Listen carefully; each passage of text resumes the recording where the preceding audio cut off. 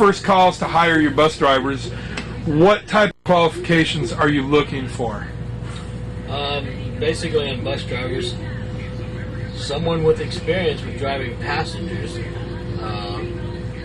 lot of bus drivers come over from the truck driver status, and a lot of them, some of them are trying to be great drivers. Some are a little tough at first because they just don't realize there's a difference between driving boxes and passengers.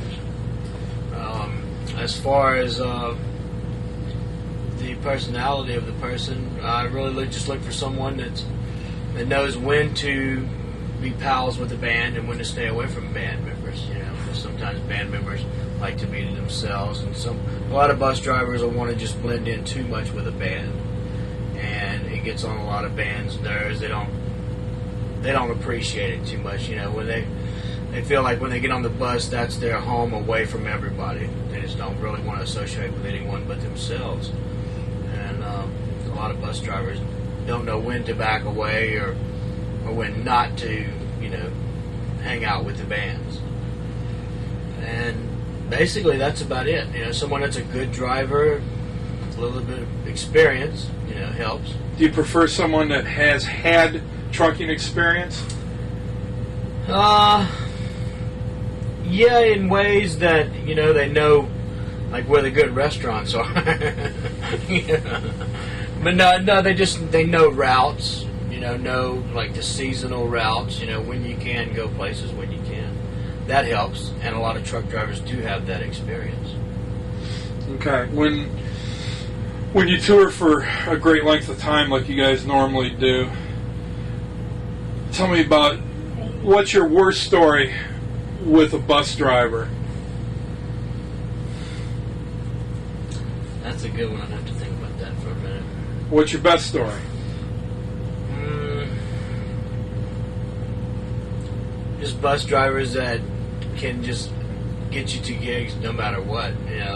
Like, for instance, I had a driver pulling a trailer one time, and we lost a wheel on the trailer, and he was still able to make an 8-hour run in 6 hours, with 3 wheels on a trailer. Just being able to get you out of a jam. There are bus drivers that can do that.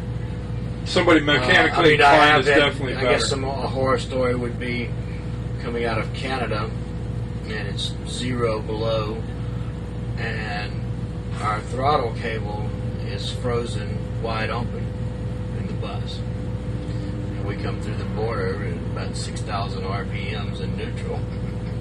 And it doesn't sound too good crossing a border. Rock and roll band coming out of Canada at 2 a.m. in the morning. Brake lines freezing up, air brakes, getting water, having water in the line and freezing. Somebody definitely with mechanical background helps. Is a plus. Oh yes, definitely. Because a lot of times when a bus breaks down, it can be something that can be fixed there on the road, or at your local parts store, and get you on to the next gig. As opposed to having to go find rental cars and transporting 8 or 12 people out, when it probably someone with a little bit of mechanical background could have got the thing going into the next gig.